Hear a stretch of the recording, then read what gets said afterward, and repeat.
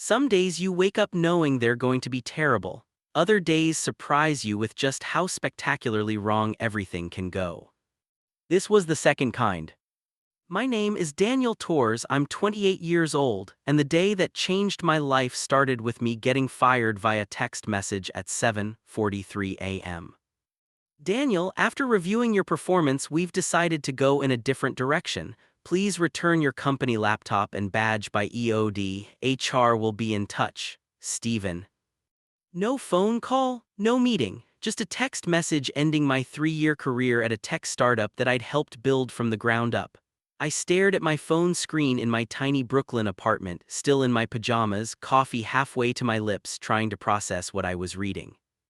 I called Steven immediately. It went to voicemail. I called HR, also voicemail. I called my work friend Michelle. She picked up on the first ring. "Oh my God, Daniel, I just heard," she said, her voice hushed.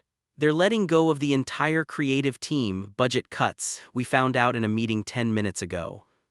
They fired me over text, Michelle, a text message. I know it's horrible. Steven's a coward. We're all furious." After we hung up, I sat on my couch in stunned silence. 3 years. I'd given them 3 years of 60-hour weeks, skipped vacations, canceled dates, missed family events, all for a company that couldn't even fire me with basic human decency. But I couldn't afford to spiral. I had rent due in 2 weeks, student loans, credit card debt. I needed to start job hunting immediately. Except my laptop was a company laptop, which I now had to return. I got dressed in a daze, packed up my work things, and headed to the subway. It was pouring rain, of course, and I'd forgotten my umbrella. By the time I got to the office in Manhattan, I was soaked through. The security guard looked uncomfortable as he took my badge and laptop. "Sorry, man," he muttered, "this is a rough one." I nodded, not trusting myself to speak, and walked back out into the rain. That's when I saw him. I was crossing 6th Avenue, lost in my thoughts, when I heard someone shout, "Watch out." I looked up just in time to see a bike messenger swerving to avoid me. He overcorrected, hit a puddle, and went down hard on the wet pavement. His bag flew open, scattering packages across the intersection. "Oh my God, I'm so sorry." I rushed over to help him up. "It's fine, it's shit." He was trying to gather the packages, but they were getting soaked. "These are time-sensitive deliveries if they're damaged." "Let me help." I started grabbing packages, trying to shield them from the rain with my jacket. The messenger looked up at me for the first time, and I felt something in my chest tighten. He was around my age, with dark curly hair plastered to his forehead from the rain, sharp green eyes, and a jaw that could cut glass. Even soaking wet and clearly stressed, he was stunning. "You don't have to," he started. "I almost got you hit by a car. It's the least I can do." We managed to gather all the packages. Most were okay, protected by waterproof wrapping, but a few were questionable.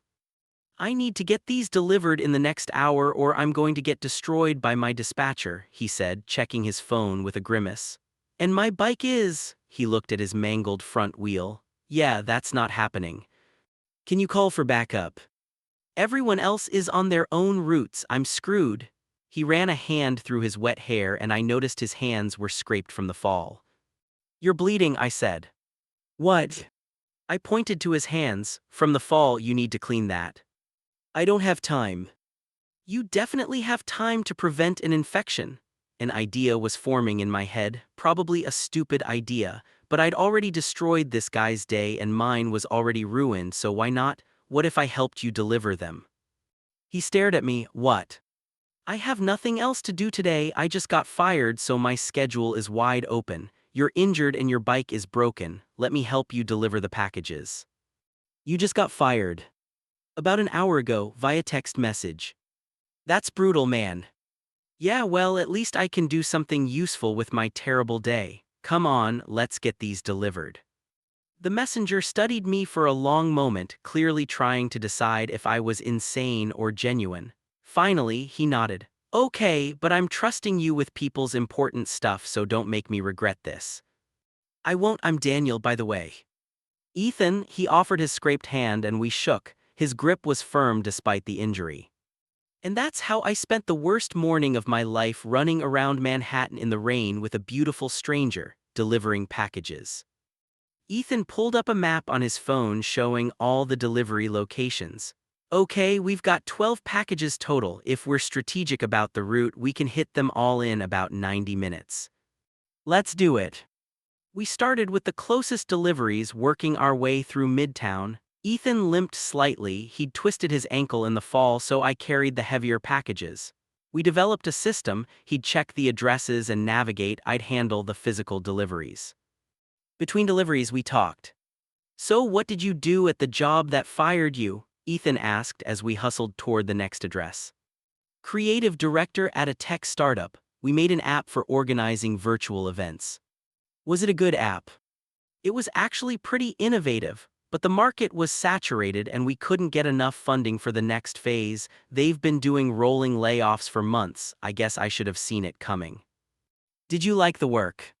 I thought about it. Honestly, not really. I liked the creative part, but the corporate culture was toxic. I was just too scared to leave. And now the decision's been made for you. Yeah, the universe has a weird sense of humor. Tell me about it, Ethan said. I went to art school, graduated with honors, was going to be the next great painter. He gestured to his messenger bag. Now I'm delivering other people's art to galleries. That's rough. It pays the bills, barely, but it keeps me in New York and I get to ride my bike all day, so there are worse gigs. Do you still paint? When I can afford supplies, which isn't often. He checked his phone. Next delivery is 2 blocks up, high-rise office building. We made the delivery, then the next, then the next. With each successful drop-off, Ethan relaxed a little more. We started joking around, racing each other to the next address, comparing stories about terrible jobs and worse bosses. Okay, but did your boss ever accidentally send you an email meant for his wife detailing his personal issues? Ethan asked, his eyes sparkling with mischief. Oh my God, no, what did you do? Pretended I never saw it, never made eye contact with him again. Quit 3 weeks later. I was laughing so hard I almost dropped a package. It felt surreal. A few hours ago I'd been devastated and now I was running through the rain with this stranger, laughing like we'd known each other for years. We were down to the last 3 deliveries when Ethan stopped suddenly. What's wrong? I asked. This address? He showed me his phone. This is the one I was most worried about. It's a gallery opening tonight and these are the final pieces for the show if they're damaged. Let's check them. We ducked under an awning and carefully examined the packages. One of them had water damage on the corner. Shit, Ethan said, that's going to be my ass. The artist is going to freak out, the gallery is going to freak out, my company is going to. Wait, I interrupted, let me see it. I carefully opened the damaged package. Inside was a framed photograph, professionally matted. The frame was fine, but the matting had water stains on one corner. I can fix this, I said. How? I used to do framing in college. If we can find an art supply store, I can replace the matting. The frame and photo are fine. Ethan looked at me like I'd just offered to perform surgery. Seriously. Seriously, come on, there's a Blick Art Materials a few blocks from here. 20 minutes later, we were in my apartment, which was closer than the art store to the final delivery location, and I was carefully rematting the photograph on my kitchen table while Ethan paced nervously. You really know what you're doing, he observed. I worked in a frame shop all through college, paid better than food service. I finished cutting the new mat and carefully positioned it. There, good as new, better actually, the original matting was kind of cheap. Ethan came over to inspect my work. He was standing close enough that I could smell his cologne mixed with rain and something else, something uniquely him. This is incredible, he said softly. You just saved my job. You would have figured something out. I really wouldn't have. He turned to look at me and suddenly I was very aware of how close we were standing. Why are you helping me? You don't even know me. Maybe I needed to do something good on a day when everything else went wrong. Or maybe you're just a good person. We stood there for a moment, something electric humming in the air between us. Then Ethan's phone alarm went off. Shit, we need to go. The gallery needs this in 30 minutes. We made the final deliveries with 10 minutes to spare. The gallery owner was thrilled with the photograph, completely unaware of the drama it had caused. Ethan's dispatcher sent a relieved text confirming all packages had been received. "We did it," Ethan said, leaning against a building, exhausted. "We make a good team." "The best," he looked at me, his expression unreadable. "I owe you big times, let me buy you dinner." "You don't owe me anything." "I want to, unless you have other plans." I thought about my empty apartment, my suddenly wide-open schedule, and the fact that I didn't want this day to end. Not yet. "I don't have any plans," I said. Ethan smiled. "Good, I know a place." The place Ethan knew turned out to be a tiny Vietnamese restaurant in the East Village, the kind of spot you'd walk right past unless you knew to look for it. "Best pho in Manhattan," Ethan said as we walked in. "Trust me." The owner greeted Ethan by name, led us to a corner table, and brought us tea without asking. Clearly, he was a regular. "So you come here often?" I asked, channeling every cheesy pickup line ever made. Ethan laughed. "At least twice a week. The owner, Mr. Nguyen, used to let me pay in paintings when I was really broke. I probably owe him 30 pieces at this point." "That's incredibly kind of him." He said he liked supporting artists. His daughter is a dancer in LA, so he gets it. We ordered pho for both of us plus spring rolls to share. As we waited for the food, the conversation flowed easily. We talked about everything: our families, our dreams, our failures, our fears. "My parents wanted me to be a doctor," Ethan said. "They paid for my undergrad on the condition that I'd go to med school. When I told them I wanted to go to art school instead, they cut me off financially, said I was throwing my life away." "Do you still talk to them?" "Occasionally, awkward phone calls on holidays. They keep asking when I'm going to get a real job." He made air quotes. "What about your family?"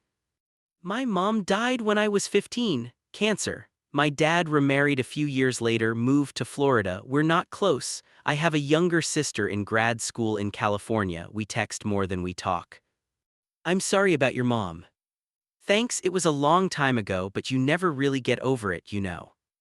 Ethan reached across the table and squeezed my hand. It was a simple gesture, but it felt significant. When our food arrived, he reluctantly let go. The pho was incredible: rich broth, perfect noodles, fresh herbs. We ate in comfortable silence for a while, occasionally catching each other's eyes and smiling. "Can I ask you something personal?" Ethan said eventually. "Sure. Are you gay?" I nearly choked on my noodles. "Wow, okay, going there." "Sorry, I've been trying to figure out if this is just two guys having dinner or if there's something else happening here." I set down my spoon and met his eyes. "Yes, I'm gay, and yes, there's definitely something else happening here, at least on my end." Ethan's smile could have powered the entire city. "Good, because same." "So what now?" "Now we finish this excellent pho, and then maybe we go somewhere and keep talking, because I really don't want this day to end. Even though it started with me almost getting you killed. Especially because of that. If you hadn't been distracted and almost gotten me killed, I'd be home alone right now, icing my ankle and feeling sorry for myself. Instead, I'm here with you." We didn't want the night to end, so we walked miles and miles through the city, talking about everything and nothing. Ethan told me about his art, large-scale abstract paintings that he couldn't afford to create anymore because his apartment was too small and supplies were too expensive. He showed me photos on his phone, and they were breathtaking: bold colors, dynamic movement, raw emotion. "These are incredible," I said, zooming in on a particularly striking piece. "You're really talented." "Thanks, that one sold for $2,000, which sounds like a lot until you factor in materials, studio rental, and the gallery's 50% commission." "So you made $1,000. After 3 months of work. The math of being an artist is depressing." I told him about my creative work, the campaigns I'd designed, the projects I'd loved, the ones that had been compromised by corporate interference. He listened intently, asking thoughtful questions, understanding the frustration of having your vision diluted by people who didn't get it. "You should freelance," Ethan said. "Be your own boss, do the work you actually want to do." "I've thought about it, but it's scary. What if I can't find clients? What if I fail?" "What if you don't?" Ethan stopped walking and turned to face me. "You got fired today. That's the universe pushing you off the cliff. You can either fall or fly."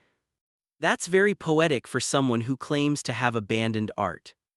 I haven't abandoned art, I've just postponed it. For how long? Ethan didn't answer, we kept walking. We ended up at the Brooklyn Bridge around 10 p.m. The rain had stopped and the city lights reflected off the wet pavement, making everything look like a dream. I love this view, Ethan said, leaning against the railing. No matter how many times I see it, it never gets old. It's beautiful. So are you. I turned to look at him, my heart racing. Ethan. I know we just met, I know this is crazy, but I feel something here, tell me you feel it too. I feel it, I admitted, I've felt it since you crashed your bike. That's weirdly romantic.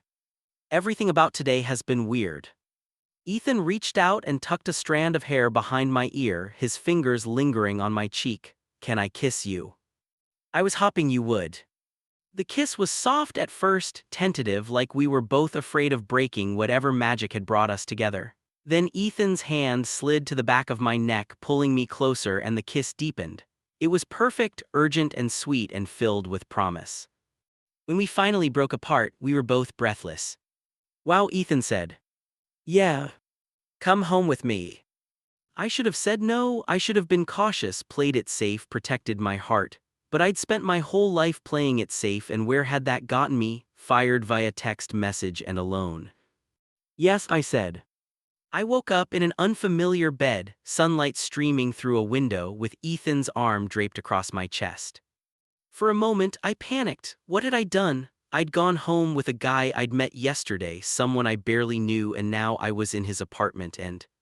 Stop overthinking, Ethan murmured, not opening his eyes. I can feel you freaking out from here. I'm not freaking out. Liar, he opened one eye. Morning. Morning. Regrets. I thought about it honestly. No, you. Definitely not. He propped himself up on one elbow, studying my face. Although I should probably warn you that I'm a disaster in the morning, I need at least 2 cups of coffee before I'm human. I can work with that. Ethan's apartment was small, a studio in Crown Heights with barely enough room for a bed, a tiny kitchenette, and an easel in the corner. But it was full of personality, paintings stacked against the walls, books everywhere, plants on every available surface. Sorry it's so cramped, Ethan said as he made coffee in a French press. The rent is cheap, which is the only reason I can afford to live alone. I like it, it feels like you. Chaotic and undersized. Creative and authentic. Ethan smiled and handed me a cup of coffee. We sat on his bed, there was nowhere else to sit, and drank in comfortable silence. So what happens now? I asked eventually. What do you want to happen? Honestly, I want to see you again, but I also just got fired and I'm probably going to be in crisis mode for a while, and I don't want to drag you into my mess. What if I want to be dragged into your mess? Ethan set down his coffee and took my hand. Look, I know we just met, I know this is fast, but I haven't felt this way about anyone in, maybe ever. I don't want to let that go because of bad timing. Even though I'm unemployed and probably about to have a quarter-life crisis.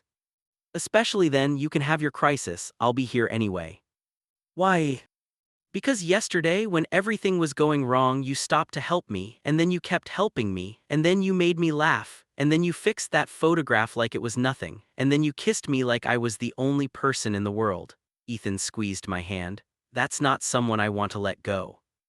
I felt tears prickling at my eyes. I really like you. I really like you too. So we're doing this, actually giving this a shot. We're doing this. We spent the rest of the morning tangled up in each other, talking and kissing and making plans. Ethan had to work that afternoon after getting his bike repaired, but we exchanged numbers, made plans for dinner that weekend, and promised to text throughout the day. As I was leaving, Ethan pulled me back for one more kiss. Thank you, he said. For what? For almost getting me hit by a car, for helping me with the deliveries, for being exactly what I needed exactly when I needed it. Funny, I was going to thank you for the same thing. That was 6 months ago. Looking back now from my office in the apartment Ethan and I share, it all seems like fate, or luck, or maybe just 2 people being in the right place at the right time and being brave enough to take a chance. After I got fired, I did start freelancing. It was terrifying at first, the uncertainty, the financial stress, the constant hustle for clients. But Ethan was right, I needed to fly, not fall. Within 3 months, I had more work than I could handle, and I was doing projects I actually cared about.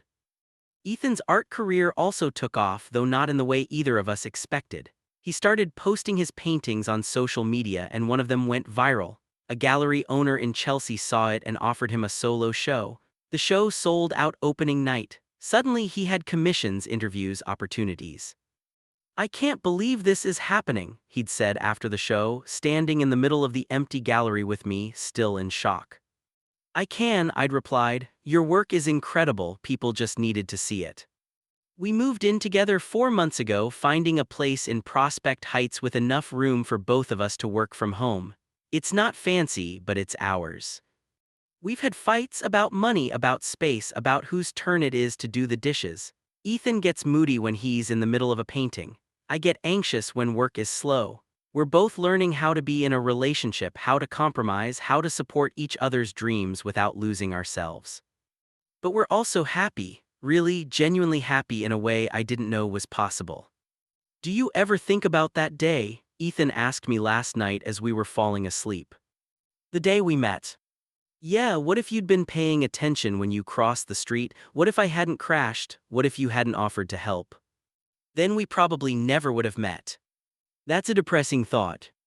But we did meet, and we did help each other, and now we're here. Yeah. And you don't regret it, any of it. I rolled over to face him. Getting fired was the best thing that ever happened to me because it led me to you. That's very romantic. I'm a romantic guy. I've noticed. This morning, I woke up before Ethan and lay there watching him sleep, thinking about how one terrible day turned into the best thing in my life. How sometimes disaster is just opportunity in disguise. How sometimes the worst moments are actually the beginning of something beautiful. My phone buzzed with a text from my sister. "How's the job hunt going?" I smiled and typed back, "Not hunting anymore, started my own business, going great, will call you this weekend." Another text came in, this time from Michelle, my former coworker. "Steven got fired, karma is real." I didn't feel the satisfaction I expected. Instead, I just felt grateful that I was no longer in that world, no longer settling for work that didn't fulfill me. Ethan stirred next to me, opened his eyes, and smiled. "Morning." "Morning. What are you thinking about?" "How lucky I am." "Because you're in bed with a devastatingly handsome artist." "Exactly that." He pulled me closer. "I'm the lucky one, you literally saved my life that day. I almost got you killed." Semantics. We lay there for a while, wrapped up in each other, neither of us ready to start the day just yet. "I love you," Ethan said suddenly. It was the first time either of us had said it. We'd been dancing around the words for weeks, both afraid to be the first to admit it. "I love you too," I said, my heart full. "Even though I'm a disaster in the morning." "Especially because you're a disaster in the morning." 1 year later. They say you remember exactly where you were when your life changed. I remember, I was crossing 6th Avenue in the rain, freshly fired and completely lost when I almost got a beautiful stranger killed. Today, 1 year later, I'm standing in that same intersection with that same beautiful stranger, except now he's not a stranger at all. He's my partner, my best friend, the person who saw me at my absolute lowest and decided I was worth fighting for. We're here because Ethan wanted to mark the anniversary of our meeting. He brought flowers, which is ridiculous and sweet and very him, and insisted we stand in the exact spot where his bike went down. "This is so corny," I told him. "You love it." "I do." People rushed past us, caught up in their own dramas, completely unaware that they were walking through the spot where my life began. Or maybe that's too dramatic. My life didn't begin here, but it changed here, irrevocably, beautifully. "Thank you," Ethan said, handing me the flowers. "For what?" "For being distracted that day, for helping me, for taking a chance on us." "Thank you for crashing your bike." Most romantic thing anyone's ever said to me. We stood there in the middle of the sidewalk, kissing in the rain because of course it was raining, and I thought about how impossibly lucky I was. How one random encounter, one split-second decision to help a stranger had led to everything good in my life now. I have something to tell you, Ethan said when we finally broke apart. Good something or bad something? Good something, great something, actually. He was grinning, barely able to contain his excitement. That gallery in Berlin I applied to, they want to feature my work in their spring exhibition. It's a 3-month residency. Ethan, that's incredible, I hugged him tight. I'm so proud of you. There's more, they're offering housing and a stipend, and, he pulled back to look at me, I want you to come with me. To Berlin. For 3 months, you can work from anywhere. We can explore the city, eat amazing food, pretend we're sophisticated international artists. That's a long time to be away. I know, and if you don't want to, I understand. I can go alone, but I don't want to. I want to share this experience with you. I thought about it for all of 2 seconds. Yes. Yes. Yes, let's go to Berlin. Let's have an adventure. Ethan picked me up and spun me around right there on the sidewalk, both of us laughing and getting soaked by the rain. I love you, he said. I love you too. A year ago, I thought my life was over. I thought getting fired via text message was the worst thing that could happen to me. I was wrong. It was the best thing, because it freed me to be available for this moment, this person, this life. Sometimes the worst days are really just beginnings in disguise. Sometimes getting lost is how you find your way. Sometimes almost getting someone killed is how you find the love of your life. And sometimes when everything falls apart, it's just making room for something better to fall together. Come on, Ethan said, taking my hand, let's get out of this rain. Lead the way. And he did, just like he has every day since we met. The end. This story is based on the idea that sometimes the universe conspires in our favor in the strangest ways, that bad days can lead to beautiful beginnings, that helping a stranger might just change your life, and that love often finds us when we're not looking for it, usually when we're soaking wet, freshly unemployed, and running through Manhattan delivering packages with someone we just met. To everyone who's having a terrible day right now, hold on. Your unexpected encounter might be just around the corner.